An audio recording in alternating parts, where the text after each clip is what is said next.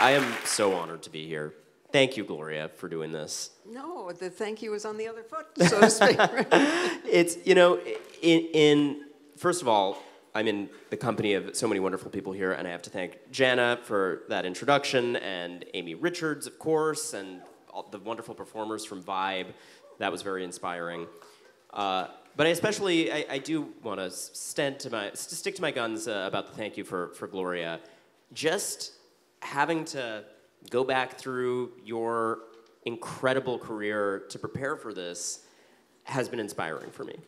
And I felt, as I was doing a lot of the reporting that I wound up doing on sexual violence, the accumulated weight of women pushing and pushing to be heard more, and the ways in which those brave sources speaking stood on a foundation that you had helped to build. And in reading through just the highlights of this incredible, generationally singular career, you really get the impression over and over again that you are someone who, at every turn, was futuristic by dint of not caring what people thought at the time and not being afraid to piss people off. So I guess I would start there. I mean, how do we learn that lesson and impart it to others? What was it in the water in Ohio that gave you that strength of character so consistently? It wasn't in the water in Ohio. It took me quite a while. And I think what gave it to me was other women and men too. We need each other. We discover that we are not alone when we tell our stories about something we think uniquely happened to us, and we hear other people saying that. And that's what a movement is made of. And I have to say, I'm so glad that you're all here in person. We're not looking at a screen, okay? We're not divorced from all five senses, because, as Gayatri Devi, the great neurologist, are you here? Shout out. It's explained to me, you can't empathize unless you are together with all five senses. You don't produce the oxytocin, the tendon befriend chemical that allows us to not just learn intellectually, but to truly empathize with each other. And I say that because I think we are in an age of screens, and I worry that we're not spending as much time with each other. So this is step one. This is how movements happen. Sitting in a circle, telling your story. And that's how it happened to me, and I'm so grateful for all the women along the way, for Bella Abzug, for Wilma Mankiller, for Flo Kennedy, for everybody who was there before me. The title of the book, you write about how it's rooted in the Vietnam era. How do you think it applies to the present moment? Well, how long do we have? We've never had an infantile, narcissistic personality disorder in the White House before. Like I said, she's not afraid to piss anyone off. No, but I mean, all those psychiatrists, psychologists who told us in the first place that he was a narcissistic personality disorder person, and he has remained completely predictable. He will follow slavishly any praise, even if it comes from Saudi Arabia, Russia, wherever it comes from. And he will react with huge hostility to any criticism. And this is the person we have up there in the White House now. That is pissing us all off, and it is also educating us, I think, don't you? I mean, I really feel like there's more activism in this country as I wander around. More people are running for office who didn't vote before. Right? So it's dangerous to have him there. I'm not saying it's a good thing, but it is an education. And one of the threads in Donald Trump's rhetoric is this kind of authoritarian attack on the free press. It's the enemy of the people. It's been fascinating reading your quotes about the media. I feel like we both have put out books that are sharply critical of the media at times. One of the quotes that struck me was, "The media are not reality, reality is reality." And yet it seems to me that you do have a fundamental optimism in, or belief in, the potential of the free press. No, I do, absolutely. And here you are. You're the right. Thank you. Whoever got that on video, just send it straight to my mom. But part of the reason here you are is that you were not in a medium totally controlled by advertising. And I think we don't count how much advertising subverts our media, because it just measures the number of eyeballs who are watching, not the accuracy or reliability of the facts that come with it. Somebody famously said that Donald Trump was not good for CBS, but he was not good for the country, but he was... Yep, Les Moonves said that. This audience is so smart. Thank you. And I say that because I think long-term, you wrote a book without advertising. The New Yorker is less influenced by advertising than most other publications. We need to pay for our media at least as much as, for the New York Times or books or something, if we expect to have accurate media. And I don't think that the sinister influence of advertising is really talked about enough. It's such a typical answer for you. You always go to a granular, practicable answer. It's really, and it's a testament to sort of... I call you up when I'm depressed and I can say... Please, put me on speed dial, Gloria Steinem. I need those conversations too. So often I think the distinction between effective and ineffective activism is exactly that. Are you making a call to action that actually targets something specific? And you've identified, I think, an important crux of the matter. Much of the plot that unravels in Catch and Kill is about an advertisement-driven business model and the ways in which that tends to be populated by executives who don't necessarily have an investment in journalism or a background in journalism. And there are a lot of scenes that play out in this book of those executives kind of saying, well, why not kill the story? And not understanding that journalism is a sort of a specialized case where it's not just about the usual quid pro quo and what is the most expedient way through. So the call to pay for your journalism is a great one because it is telling the New Yorker, amongst many other ways in which it is an effective platform, and it has a lot to do with personalities and brave journalists there, but it also is subscription-based. So that's my stealth advertisement. Subscribe to the New Yorker right now and buy Gloria's book and my book. No, but it's really important. I mean, somebody at the Boston Globe asked me to write about censorship. Had I ever been censored? And I said, yes, I've been censored by three forces: advertising, advertising, and advertising. Because think about women's magazines in which you have to write way disproportionately about fashion and food, and so, which are fine subjects. But if you don't write about them and praise them, you can't criticize them, right? Then you don't get the ads. And there used to be fiction and poetry in women's magazines. Remember that? Long ago. And those days are gone. So, it is a subliminal influence that we have to keep remembering. And you just hit on another important point there. So many of the revelations of the last few years have been about sexism in the media, that the people telling us the stories we hear about ourselves and our culture and our politics also had their own problems in terms of their views of women and how women were treated. The reporting about Les Moonves that I was involved with being a good example, some of the reporting about NBC that people are now grappling with. You have unique insight into this because you navigated that gauntlet of being told to write as a journalist about fashion and things that are appropriate for women, and you pushed the envelope at every turn when you were a journalist. Well, but there's something very important to say here, which is I never had a job, okay? You were a freelancer. I was always a freelancer, so nobody could fire me.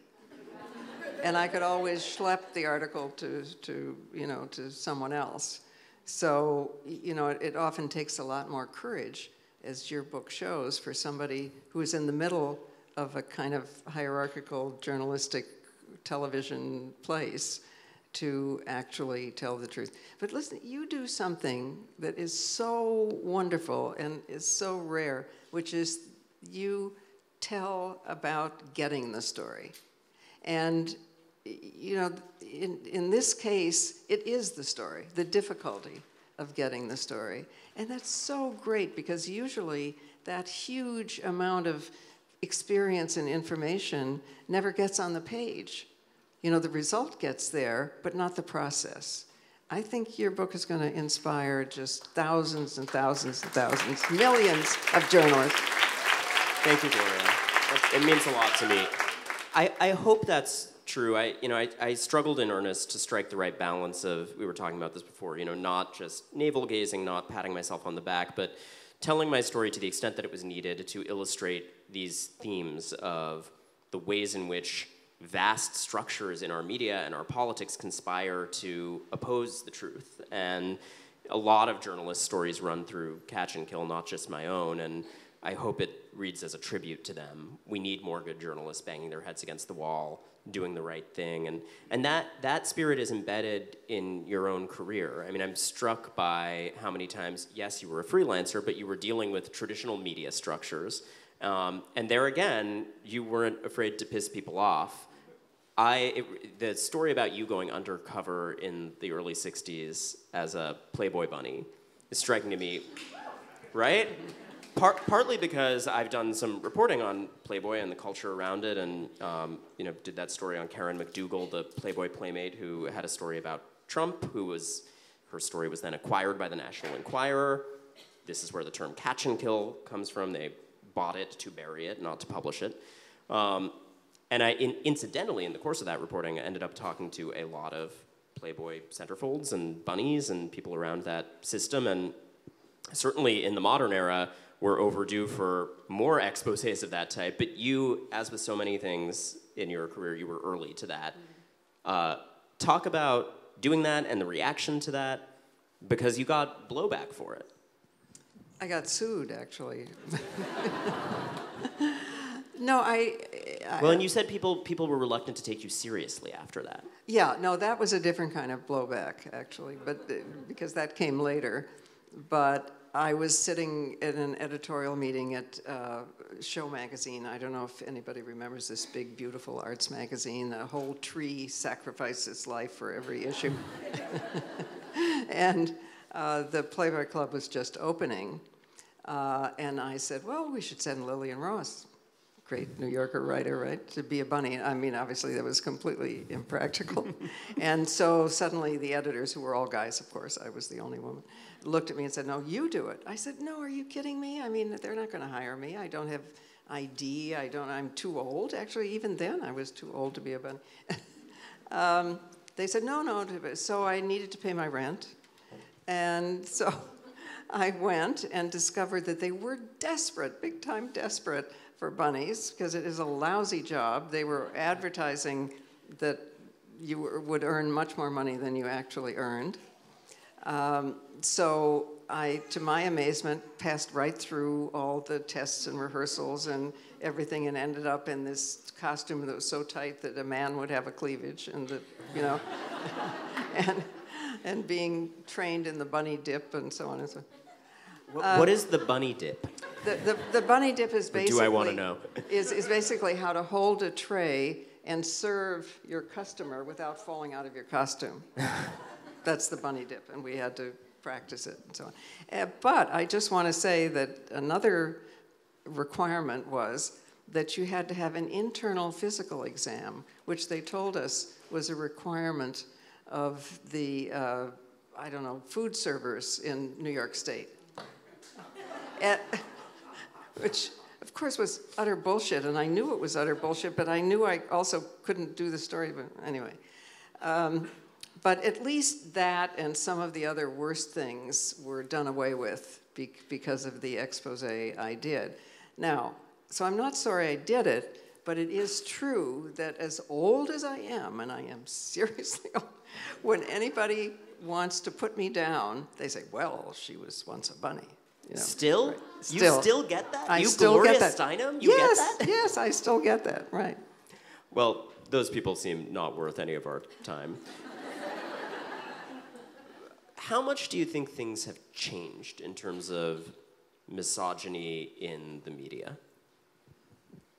Well, I do think they've changed a lot. The personnel of the media has changed. It looks a wee bit more like the country, the people we see in the media.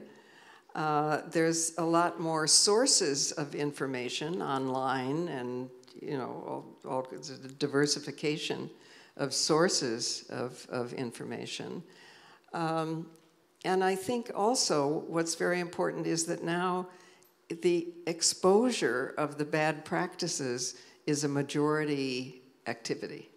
It used to be like 10 or 20 crazy people over there in the corner. We were talking about sexual harassment, and we put it on the cover. No, first, in the early 70s, there were women at Cornell University who were trying to describe what happened to them on their summer job. They invented the term sexual harassment. We did a cover story about it, and we tried to be, not too controversial. We had... This is a Ms. cover story? A Ms. Magazine. Yeah, Ms. Magazine did a cover story about it using puppets, so we wouldn't be too controversial. Still, we were put off the newsstands in supermarkets and so on, right?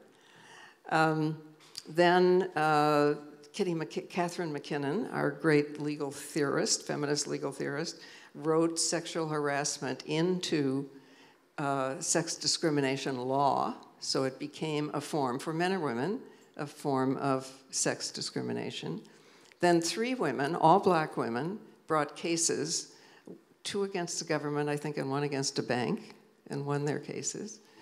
So, this is a process. So this is what movements do. That's where we started.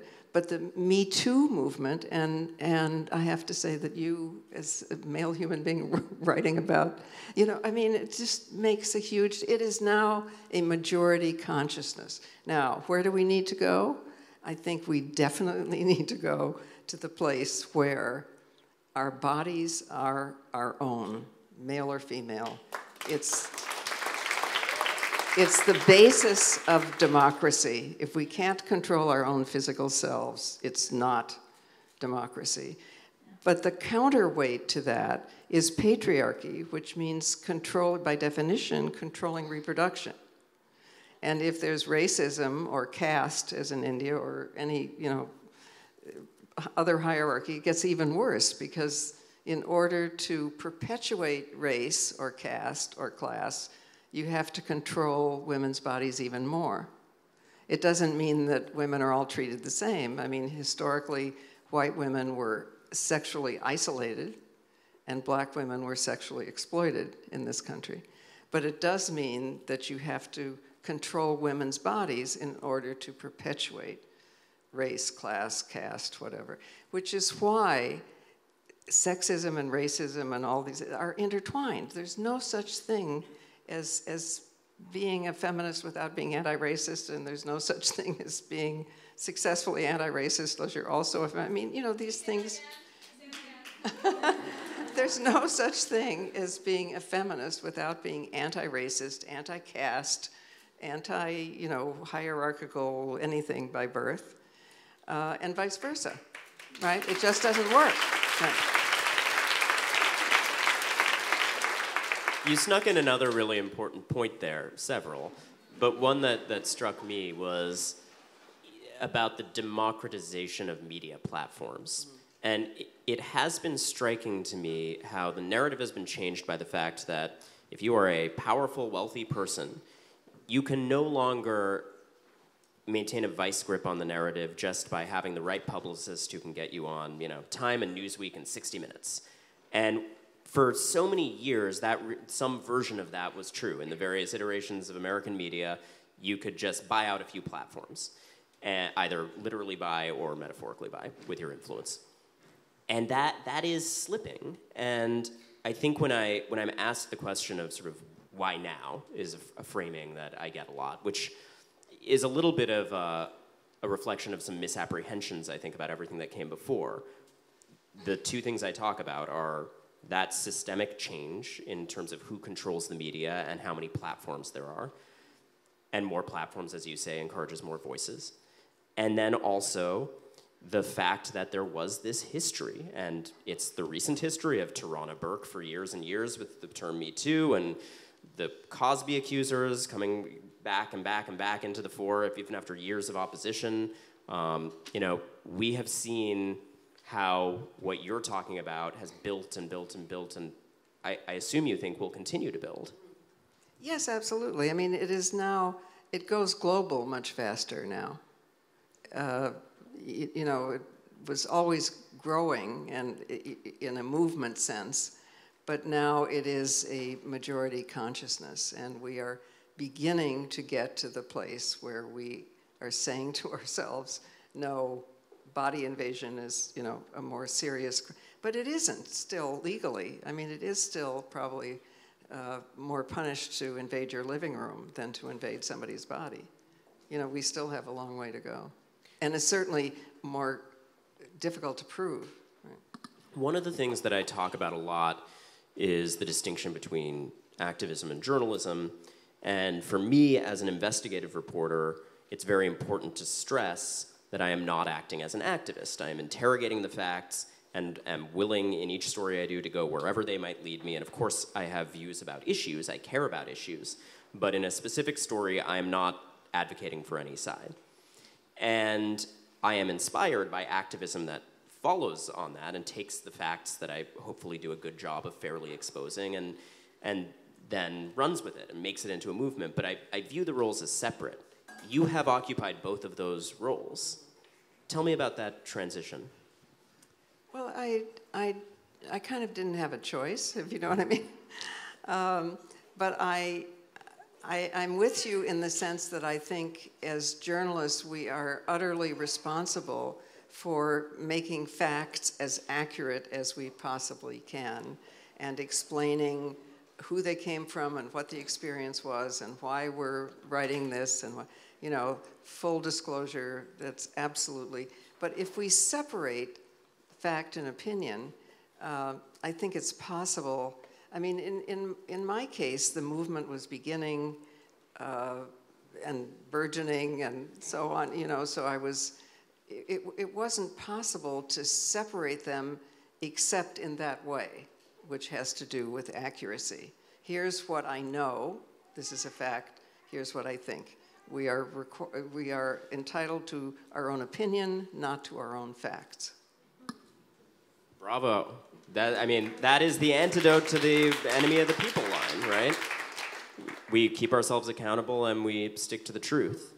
No, what happened to me was that I reached the end of, I mean, I couldn't get published that much, and people were asking me to speak on campuses because the women's movement was burgeoning and so on. And no way could I even imagine speaking in public. You know, it was, people become writers because we don't want to speak in public. And I went to a speech teacher, and she said, well, of course, you've been at two things, a dancer and a writer. No wonder, you know, you don't want to talk. You know, no wonder you're having such a hard time. But I couldn't get things published, and so in order to get the word out, I ended up inviting a friend of mine, Dorothy Pittman-Hughes, who was like fearless, wonderful human being, to speak with me. And it turned out that that was a great accident because having a black woman and a white woman together meant we got all kinds of... So when she had to stay home with her baby, then, or wanted to stay home with her baby, then Florence Kennedy took her place, and that, you know, does anybody here remember Florence Kennedy, the great... Okay. There's a play about her that is, I mean, she, you know, she was fan-fucking-tastic in every possible way. So it just grew out of journalism for me. So the book shows this incredible swath of quotes from different eras and shifting views over time, too, on your part. One quote not in the book, this is not an ambush, I said that I was going to ask about this, is from a 1998 essay you wrote about Bill Clinton called Feminists and the Clinton Question. And you wrote, if all the sexual allegations now swirling around the White House turn out to be true, President Clinton may be a candidate for sex addiction therapy, but even if the allegations are true, the president is not guilty of sexual harassment. He's accused of having made a gross, dumb, and reckless pass. President Clinton took no for an answer. How have your views on that changed? Well, I wrote that at a certain point of knowing. So the facts that I knew were that Monica Lewinsky was bravely, incredibly bravely, while locked up in a hotel suite with FBI agents and, everybody trying to get her to say that this relationship was against her will, she refused to say it was against her will. And the other case that was known at that point was, I've forgotten her name, but a woman in Arkansas. Paula Jones. Paula Jennifer Jones, Flowers. right. Who actually, under huge pressure from the right-wing groups that were putting her forward, he said to me, I wouldn't want you to do anything you don't want to do. All right. So we're not anti-sex here. We're just talking about consent.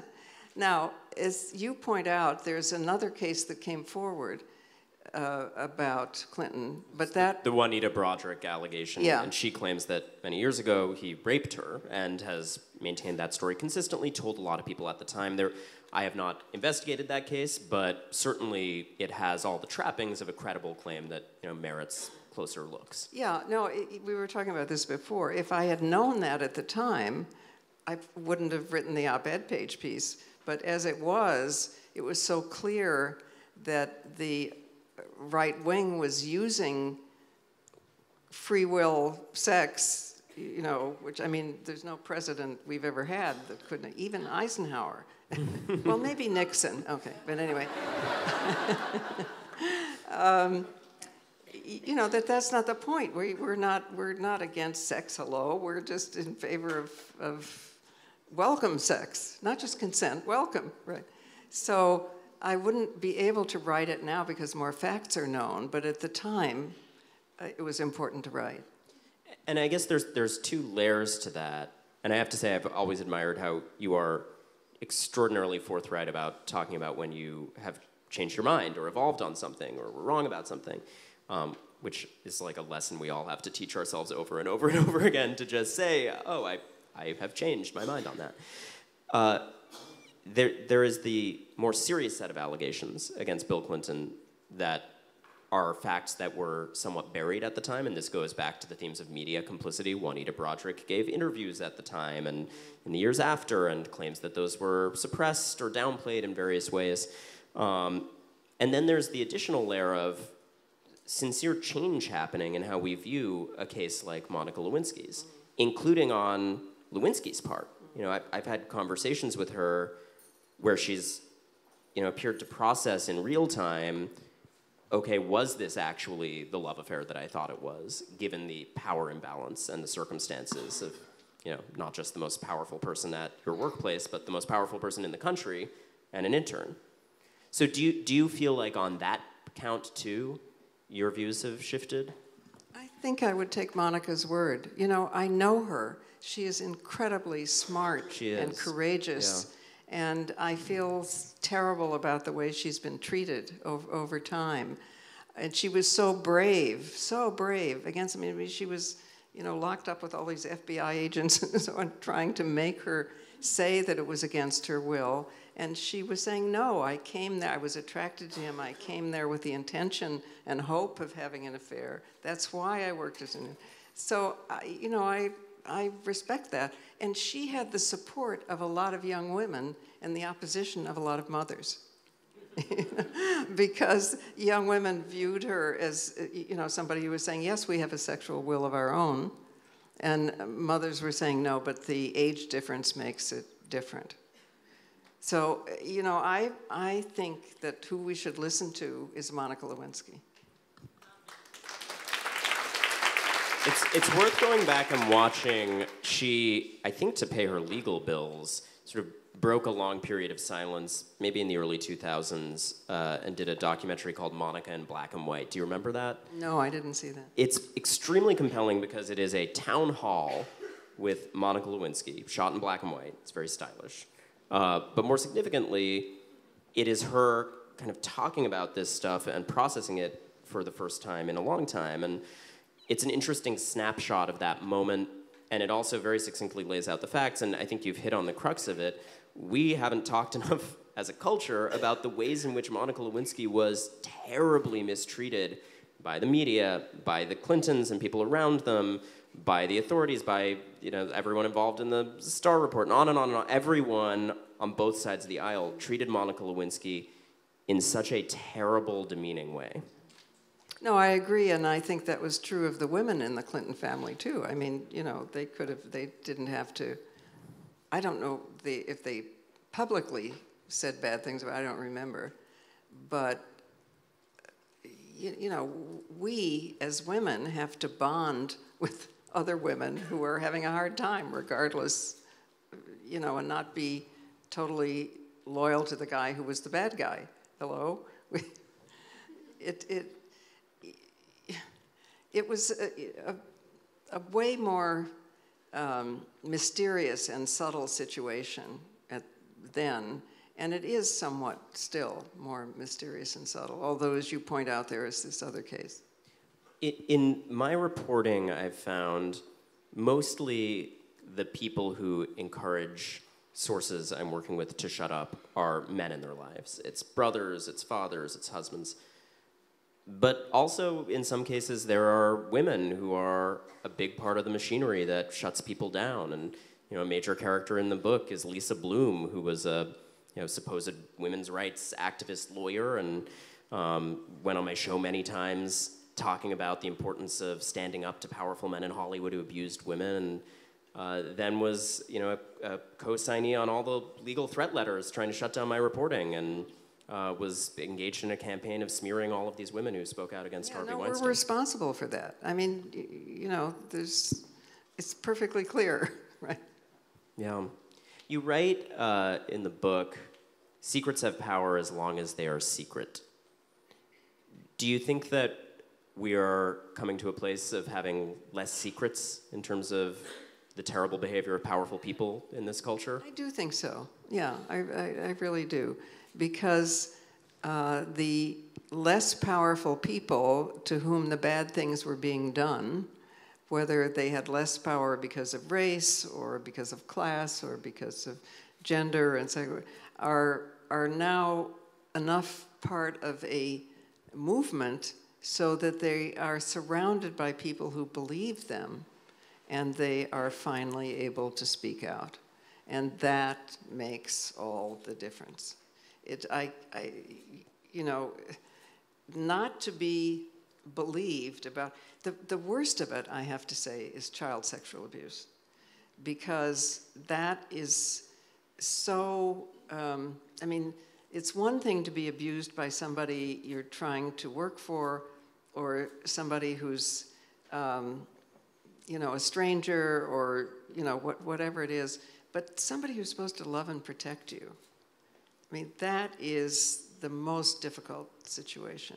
And there's a wonderful book called Trauma and Recovery, which maybe you know. Do you know this book? I don't. Yeah, because it takes all the forms of trauma, from child sexual abuse to prison camps to sex trafficking to just everything, and torture,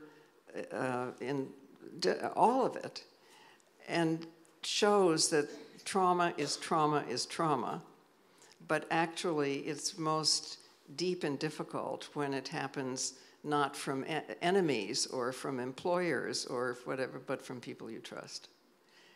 So that's one powerful recommendation. Any other single piece of writing that we should all be reading? Oh gosh, but I'll send you a list. I want that Gloria Steinem reading list. Okay. Don't you guys? Okay, well, there's a wonderful book by Dorothy Pittman-Hughes. Now, if you get me off on books, I was going to write, which, at least in the first third or so, describes the migratory bands, which were our original human form of organization, and the fact that in those bands, both men and women raised children, and there were no gender roles. We made up gender. The language, the Native American, whoever, here we are on Manhattan Island, and the language didn't have he and she. you know, it shows you that it's so wrong the way we learn history. It's bonkers the way we learn history. We learn when you know, Columbus started and when patriarchy started and but most of human history was not this way. It was organized as a circle, not a pyramid. And people, women controlled their own fertility and decided when and whether to have children. And how come they don't start our history courses when human beings started? I mean, there are two things, history and the past, and they are not the same, okay? So we have to look at the politics of history, too. You talked about gender just now, and in some ways we're in this moment where we're talking more about gender than ever. And there's this wonderful move towards inclusivity and gender-neutral bathrooms and wonderful legislative and cultural reforms happening. Do you see us continuing to focus on gender more, or do you think, as you seem to be alluding to, that we may sort of get over gender in some sense, that it might become less significant? I hope we get over gender, because, I mean, the world is divided into two kinds of people, those who divide everything into two and those who don't, okay? So, I mean, we have to get over gender and race without, for a moment, denying their force. I'm not, you know, and their cruelty and their divisiveness. I'm not trying to be unrealistic, but we have to see beyond them. They were fucking made up, right? And if most of human history didn't have words for he and she and didn't have words for race, and the quay and the sun in Africa, where we all came from, every single one of us, all human beings, right? And, you know, I have visited them, and the women took me out in the bush and showed me the herb they used for headaches, for migraine headaches, for abortifacients, I mean, you know, there were incredibly sophisticated, wise cultures. And all my friends in Indian country, women friends, make jokes about what did Columbus call primitive? Equal women, you know? But why don't we study what was here before Europeans showed up? Why? It just drives me right up the wall. So to close things out, because I have kept you here twice as long as we were supposed to be here, because I find it fascinating and could go on and on. When you look at all of this change that we've talked about, are you fundamentally optimistic about the free press, about feminism, about all the kinds of social change we've talked about? Look, I am no way going to let whoever the adversary is, I mean, am I going to let Trump take my hope away? Are you kidding me? No. I mean, as it says in the book, I think, hope is a form of planning. If our hopes weren't already real inside us, we couldn't even hope them. So if you are feeling hopeless, talk to each other, you know, because it probably means you've been isolated. You haven't had companionship. Incidentally, there's such great people here tonight. I hope you know each other. You have to promise me, maybe you could just look around when the lights go up and meet, you know, introduce yourselves to 2 or 3 people you don't know, say what you care about, what you're doing. You could leave here with a new job, a new idea, a new love affair, I don't know. Because the night is young. We should be in a circle, you know, and I just want us to be more circular. So, right. Hope is a form of planning. Thank you, Gloria, for keeping hope alive in all of us. Thank you. Thank you all for coming. We'll go sit in the circle.